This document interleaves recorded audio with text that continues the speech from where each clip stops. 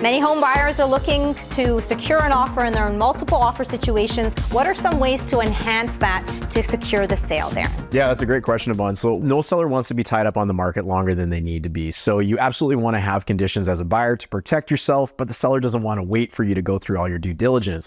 So being prepared in advance and being able to remove those conditions as soon as possible is going to make your offer a lot more attractive. And a great way of doing this is having a strong pre-approval by your lender, as an example. What advice do you have for doing a pre-home inspection? So oftentimes, if a buyer finds themselves in a situation where they aren't going to have the opportunity to do an inspection, they could consider doing an inspection in advance of the offer presentation date.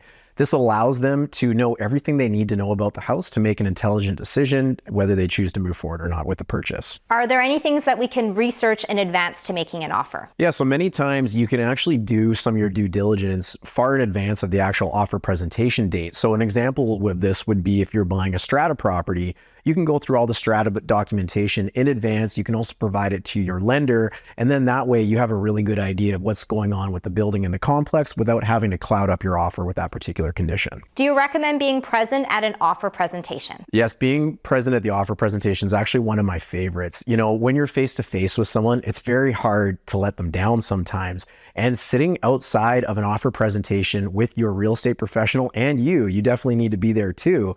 It's going to make it really hard for the seller not to pay attention to you. And you've got a really good chance they're going to open that front door, come out and make some adjustments possibly to your offer. But in the end, you might be the winning bid just by doing that. Can having flexibility in your completion and possession dates help your offer? Having flexibility in your completion and possession dates is a really key factor in getting a seller to pay attention, because oftentimes in a competitive market, a seller is a little fearful about what the dates might look like for their eventual purchase. So having some really good flexibility or allowing for the seller to build in flexibility into their offer is going to really help your offer stand out. What's another tip that you have for multiple offer situation? Yeah, oftentimes sellers like to know that the money is actually available for you when you're making an offer. So funny enough, attaching a photocopy of your deposit, just showing that the funds are ready and available, is really going to help increase your chances of getting the seller to pay attention to your offer. These are great tips for those looking to buy their future home. Thank you so much, Darin. For Open House, I'm Yvonne Schell.